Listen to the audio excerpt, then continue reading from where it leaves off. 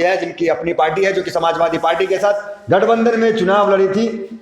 Sir आपसे ये जानना चाहेंगे, आपकी पार्टी गठबंधन में थी, आप कह रहे थे ईवीएम का हम विरोध करेंगे, धुआंधार विरोध, आप मीडिया के सामने बयानबाजी भी कर रहे थे, लेकिन अब जो है वो तो ऐसा दिख रहा है कि आप कह रहे थे तमाम गठबंधन के साथी के साथ मीटिंग करेंगे, उन्हें समझाएंगे ईवीएम को लेकर और सड़क पर विरोध करेंगे। अब तो गठबंधन ही टूटता नजर आ रहा है, आप भी गठबंधन छोड़ रहे हैं, क्या आपकी भी मुलाकात अमित शाह से हो रही है? मुझे हंसी आ रही है मगर मैं खुश हुआ। अच्छा। देखिए अमित शाह या ऐसे कितने ही लोग आए और सब चले गए।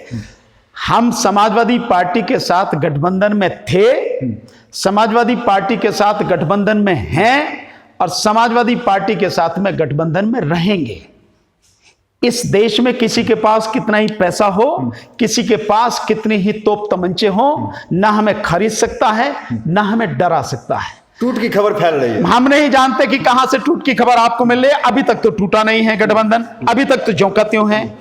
पर उसके अलग भी हम बहुत सीधी सी बात जो हमने बताई है, हम थे गठबंधन में माननीय अखिलेश जी के साथ में, हम गठबंधन में हैं और गठबंधन में रहेंगे और पूरी ताकत से इस गठबंधन को, सपा गठबंधन को मजबूत करने के लिए काम करेंगे और काम कर रहे हैं। राजभर नाराज क्यों हो गए? राजभर जी सूत्रों की खबर आ रही है कि वो मुलाकात की, हालांकि वो इनकार कर रहे हैं, तो वो क्या अब लग रहा है कि चले जाएंगे वापस? दानिश जी आप इतने बड़े पत्रकार हैं, इतना बढ़िया आपका चैनल चलता है, दुनिया भर में आपकी खबरें देखी जाती हैं। जो नाराज है आप उससे पूछो, अगर है तो, मुझे तो पता नहीं, मुझसे क्यों पूछ रहे हैं आप? सर इसलिए पूछ रहे हैं, आप कहते हैं कि सबको हम एकजुट करेंगे, ईवीएम पे बात करें, तो आपका जो आपकी शुरुआत है वो भी तो अब खत्म हो जाएगी। कैसे खत्म हो जाएगी? नहीं हो पाएंगे, कैसे खत्म हो जाएगी? आपकी पार्टी ही नहीं है, गठबंधन ही जब बिखर रहे हैं, ये तो आपका आंदोलन कैसे चलेगा? मैं ये जानना चाह रहा हूं। ये आपका मानना है, अभी तक ऐसी कोई खबर नहीं है। ये हवा में किस तरह से चल रही है मुझे नहीं इसे पता, लेकिन ऐसी कोई खबर नहीं है। और गठबंधन के सभी साथियों से और गठबंधन के अलावा भी अन्य सभी पार्टियों से हम बात करेंगे, आपके माध्यम से भी उनको मैसेज पहुंचा रहे हैं हम, चाहे वो कांग्रेस पार्टी हो, माननीय सोनिया गांधी जी हो, प्रियंका जी हो, राहुल जी हो, और भी कांग्रेस के जो लोग हैं उनसे भी निवेदन आपके माध्यम से कर रहे हैं। उनके पास हम वैसे भी जाने की प्रयास करेंगे, उनको लेटर भी देंगे। इसी के साथ साथ और भी जितनी भी पार्टियां हैं, समाजवादी पार्टी भी है, सुहेल देव भारतीय समाज पार्टी भी है, इसके अलावा और भी जितनी पार्टियां हैं, छोटी हैं बड़ी हैं, उन सबसे हम इस आंदोलन में साथ देने के लिए निवेदन करेंगे। जो साथ आएंगे उनका धन्यवाद, जो नहीं आएंगे जनता उनके विषय में सोचेगी। बस इतना से ही कहना है। रही इसकी बात की कौन कहां जाना, मुझे इससे कोई लेना देना नहीं है, हम कहां खड़े हैं हम उनकी बात कर रहे हैं। जो छोटी पार्टियां हैं वो कहा जा रहा है कि अब हार मान के उन्हें पता चल गया है कि बीजेपी है तो बीजेपी है, बाकी विपक्ष समाप्त है, सुपरा साफ है सबका। तो आपकी भी पार्टी, आप भी चुनाव लड़ते हैं, तो आपको भी ऐसा नहीं लग रहा है? अरे जो छोटी पार्टियां, अगर उनमें इतनी हिम्मत नहीं है, दम नहीं है कि वो खड़े हो सकें, संघर्ष कर सकें, तो उनका समाप्त हो जाना ही ठीक है, कोई दिक्कत इसमें बात नहीं है। मुझे नहीं पता है, पर फिर भी आपकी बात जो है, मैं उसके लिए एक जनरल बात कर रहा हूं कि जिनमें संघर्ष करने का मादा नहीं है, नहीं मिलाएंगे जो नहीं, किस हाथ अमित शाह से हाथ की बात कर रहे हो, कमाल बात कर रहे यार, ये मन में आप लोगों के कैसे आती है ये बातें? मतलब ही नहीं है। हम जीवन में कभी भी बीजेपी के साथ आप समझौते की बात करें, सोच भी हमारे दिमाग में भी नहीं है। हम बीजेपी को उखाड़ के फेंकेंगे जड़ से इसी देश से। देखना आप, यही ईवीएम का आंदोलन बीजेपी को उखाड़ के फेंक देगा। पूरे देश में आंदोलन या पूरी तरह से शुरू हो चुका है, आने वाले समय में इसकी ताकत आपको नजर आएगी। क्या प्रक्रिया सर कहां तक पहुंचा? क्या सरकार की तरफ कोई दबाव आपको आ रहा है? क्योंकि एक बड़ा आंदोलन लेकर आप चल रहे हैं, ये जानना चाहेंगे कहां तक पहुंच रहा है मामला? देखिए मामला बहुत दूर तक पहुंच चुका है और उसके लिए मैं आपको, आप जैसे सोशल मीडिया के जितने साथी हैं उन सबको दिल से धन्यवाद दे रहा हूं, क्योंकि आपके माध्यम से ये आवाज अब हर गांव तक पहुंच चुकी है, शहर शहर तक पहुंच चुकी है, लोगों तक पहुंचती है। और उसी का नतीजा है कि लगातार लोगों के फोन आ रहे हैं, लोगों के मैसेज आ रहे हैं, व्हाट्सएप मैसेज आ रहे हैं। आप देखेंगे, मैं आपको दिखाऊं, मैंने अभी आपको दिखाया, मैंने अपना फोन दिखाया कि किस तरह से लगातार लोगों के फोन आ रहे हैं, मिनट में 10 फोन आ रहे हैं। ये स्थिति इस समय की हो गई है। तो लोगों का और केवल एक नहीं है, हर प्रदेश से लोगों के फोन आ रहे हैं, चाहे वो नीचे आप तमिलनाडु लो, केरल लो, आंध्रा लो, कर्नाटका लो, आप इसके अलावा इधर महाराष्ट्र में आ जाओ, गुजरात में आ जाओ, राजस्थान में आ जाओ, मध्य प्रदेश में आ जाओ, छत्तीसगढ़ में आ जाओ, आप झारखंड में आ जाओ, इधर असम में, त्रिपुरा में, मणिपुर से, और इसके अलावा इधर आप पश्चिम बंगाल है, बिहार है, और आप इधर उत्तर प्रदेश, दिल्ली, पंजाब है, हरियाणा है, हिमाचल है, कौन ऐसा है, गुजरात है, कौन ऐसा कौन है जहां से नहीं आ रही है आवाज? सब जगह से लगातार लोगों के फोन आ रहे हैं, माना जाए बहुत बढ़िया रेस्पॉन्स है। 10% आप सफल हो गए ईवीएम के खिलाफ। अरे 10% हो गए तो उखाड़ के फेंक देंगे, 10% निश्चित रूप से।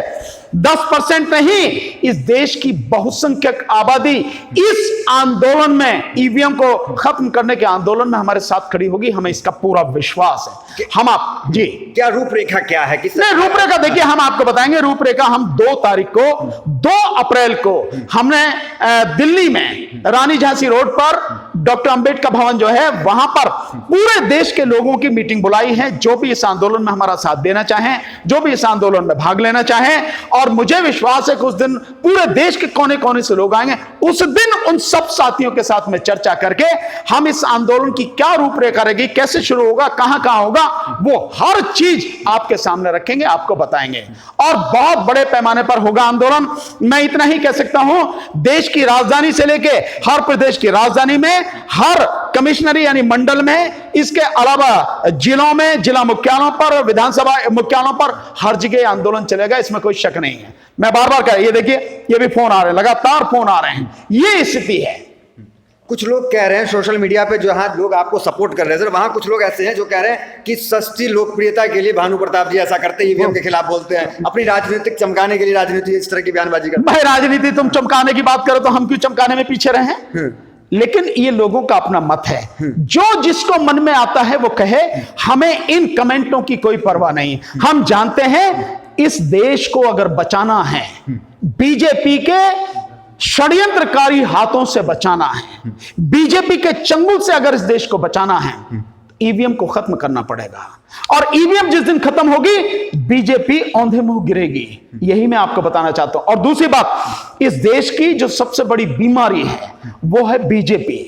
इस देश में आज बेरोजगारी भयानक स्तर पे है, कौन इसके लिए जिम्मेदार? बीजेपी। इस देश में स्वास्थ्य सुविधाओं का बेड़ा गर्क हो चुका है, पूरी तरह से प्राइवेटाइजेशन होने जा रहा है हर चीज का, उसके लिए जिम्मेदार कौन है? बीजेपी। भयानक, कमर तोड़ नहीं, पूरी तरह से आपकी रीढ़ तोड़ दे ऐसी महंगाई है, किसकी वजह से? बीजेपी से। देश की 100 करोड़ आबादी भिखारी बन चुकी है, वो किसकी वजह से? वो बीजेपी की वजह से। शिक्षा का पूरी तरह से सत्यानाश किया जो हो चुका है, बेड़ा गर्क हो चुका है, सरकारी शिक्षा संस्थान नष्ट किए जा रहे हैं और सब कुछ प्राइवेट हाथों में जा रहा है। और प्राइवेट हाथों में जाने का मतलब है कि इस देश के 110 करोड़ लोगों की आने वाली संतानें पढ़ नहीं सकेंगी, शिक्षा से पूरी तरह दूर हो जाएंगी। इसके लिए जिम्मेदार कौन है?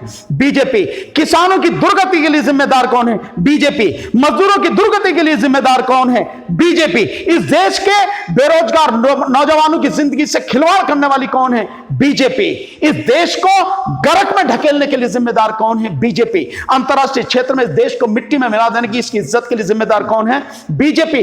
वो बीजेपी जब तक उखाड़ के नहीं फेंकी जाएगी, जब तक कुछ होगा नहीं। और आप उस बीजेपी को उखाड़ के फेंक नहीं सकते जब तक ईवीएम है। इसलिए ईवीएम को हटाना बहुत जरूरी है। बीजेपी नामक बीमारी से अगर आपको निजात पानी है, इस देश को निजात पानी है, तो बीजेपी को उखाड़ के फेंकना जरूरी है और ईवीएम को उखाड़ के फेंकना जरूरी है। और अगर नहीं फेंका तो तबाह तो आप होंगे आने वाले समय में। आपके बच्चों पर, औलादों पर जितना इस देश पर कर्जा हो गया है इस बीजेपी की वजह से, जो कई गुना हो चुका है, वो कर्जे में मतलब इतना कर्जा है आज की तारीख में कि वो अगर किसी के ऊपर उतना पैसा रख दिया जाए तो उसका दम वैसे ही निकल जाएगा। ये स्थिति है। इस सब के लिए जिम्मेदार कौन है? बीजेपी। और उसको तब तक उखाड़ के नहीं फेंकेंगे जब तक ईवीएम है। इसलिए ईवीएम को उखाड़ के फेंकना बहुत जरूरी है। जिस दिन ईवीएम खत्म, बीजेपी खत्म और इस देश की दिक्कत है, उसके बाद इस देश को बहुत अच्छे, मजबूत, समर्पित लोगों को आना पड़ेगा राजनीति में, ताकि जो बीजेपी ने पूरा नुकसान किया है, तबाह किया है, उस तबाही को धीरे धीरे ठीक किया जा सके। आपने से सर बड़ी आसानी से कह दिया कि तबाह किया है, बर्बाद किया है, कर्ज में चली गई मामला। लेकिन जो योगी जी हैं वो तो कहते हैं हमेशा कि प्रधानमंत्री ने एक नई पहचान देश को दे दी है, जो देश अब दूर दूर तक पहचाना जाता है, इसकी तारीफ होती है हर जगह।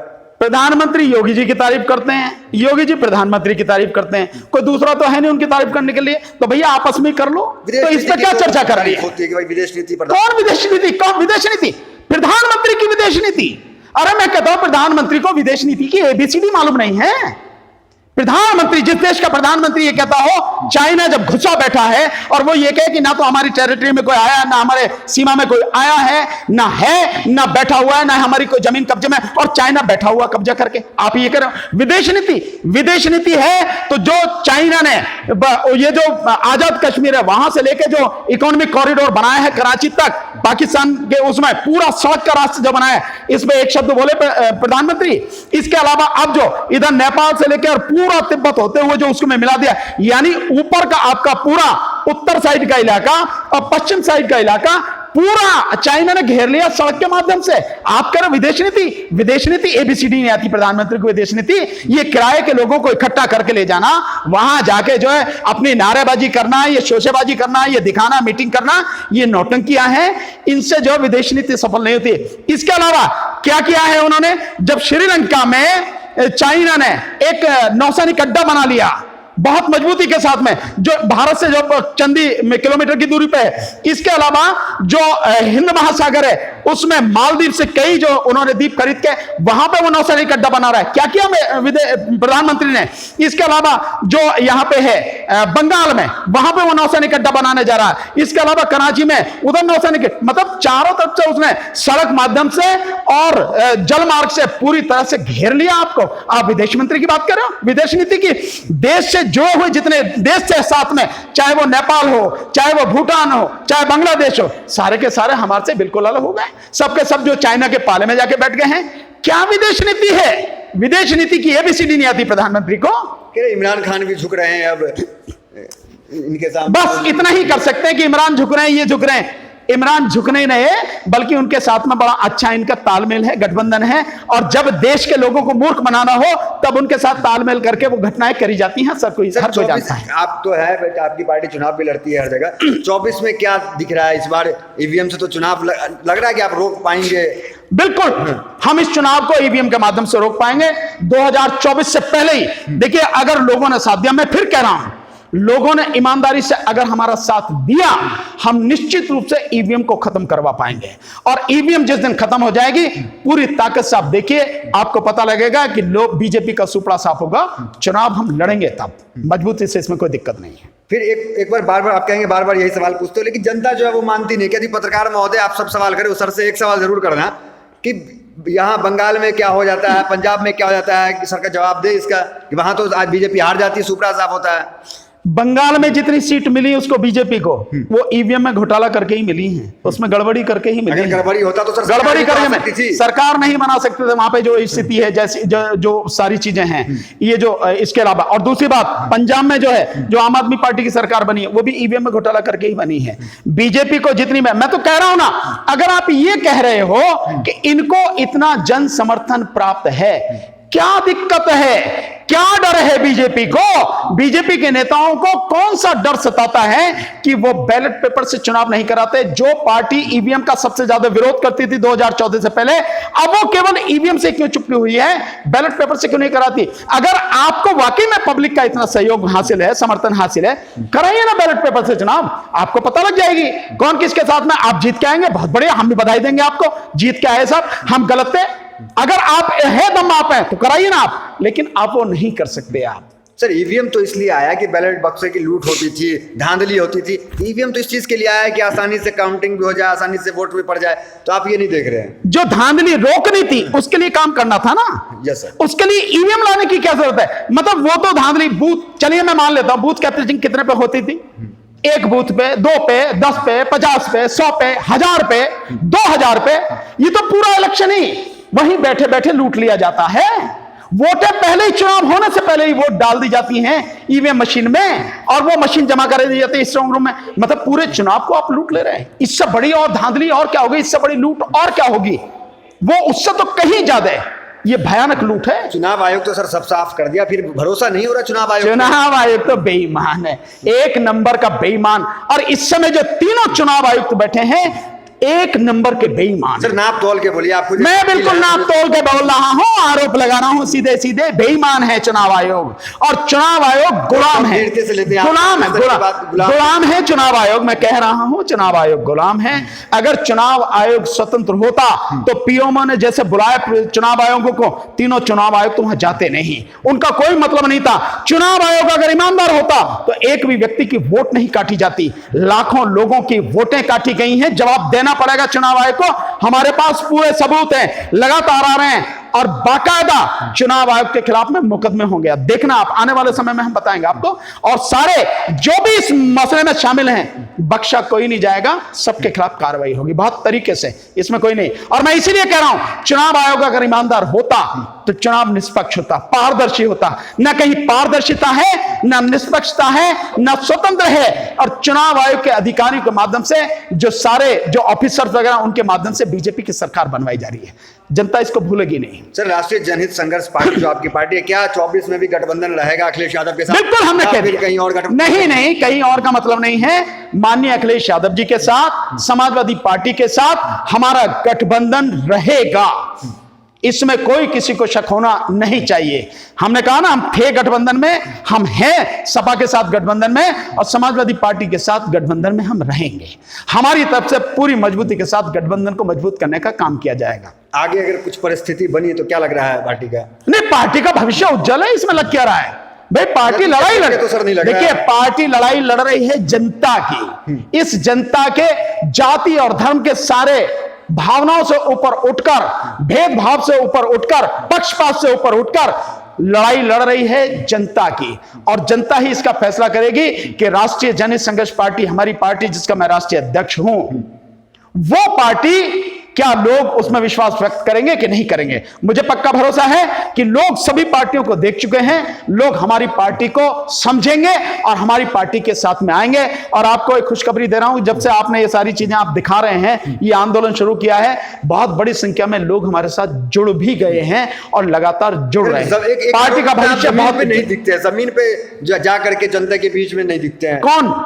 आपने देखा नहीं, पूरा इलेक्शन कवर नहीं किया आपने, यहां से लेकर वहां तक पूरे 2 महीने हम सड़क पर। बनारस में भी, बनारस में तो आप पहुंचे, मैं तो बनारस में भी था, मैं तो मऊ में भी था, मैं तो चंदौली में भी था, मैं गाजीपुर में भी था, मैं तो वहां पे लखनऊ में था, बाराबंकी में था, मैं तो आपके इधर जो है तराई के क्षेत्र में भी था, मैं तो हर जगह था।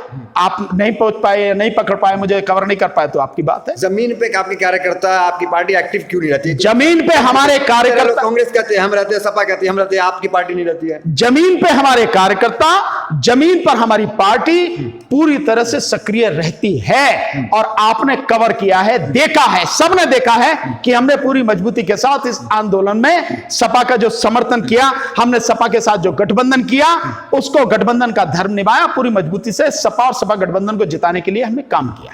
तो सर ये जो ईवीएम को लेकर के आप किस तारीख को कह रहे थे कि यहाँ पे 2 अप्रैल को दिल्ली में रानी झांसी रोड पर डॉक्टर अंबेडकर भवन है, वहां पर 11 बजे से हमारी शुरू होगी मीटिंग, जिसमें देश भर के सभी लोगों को हमने बुलाया है। आप सबसे निवेदन है, जितने भी जहां तक भी आवाज पहुंच रही है, प्लीज आप अगर चाहते हैं कि ईवीएम को हटाया जाए, खत्म किया जाए, तो आप उस दिन आइए। हम चाहते हैं कि जो भी घोषणा हो सभी लोगों के सामने हो, तो उस दिन हमने मीटिंग बुलाई है।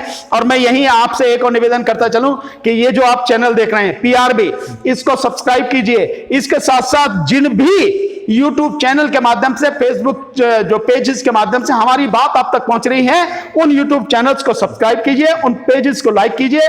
और इसके साथ साथ हमारी पार्टी का, राष्ट्रीय जनहित संघर्ष पार्टी का जो एक चैनल है RJSP भारत का सच, उसको सब्सक्राइब कीजिए, क्योंकि कई बार मीडिया के साथी नहीं पहुंच पाते हैं और हमें अर्जेंट में कोई आपको बात पहुंचानी हो, तो हम उस मीडिया के माध्यम से RJSP भारत का सच, उसके माध्यम से आपको पहुंचा सके। जैसे हमने ईवीएम के विषय में, जैसे हमें घोटाले की खबर मिली कि बेईमानी होगी, हमने 9 फरवरी को ही रात को वो वीडियो डाली। अगर सब लोग सब्सक्राइब करेंगे तो सब तक आवाज पहुंच जाएगी। RJSP भारत का सच।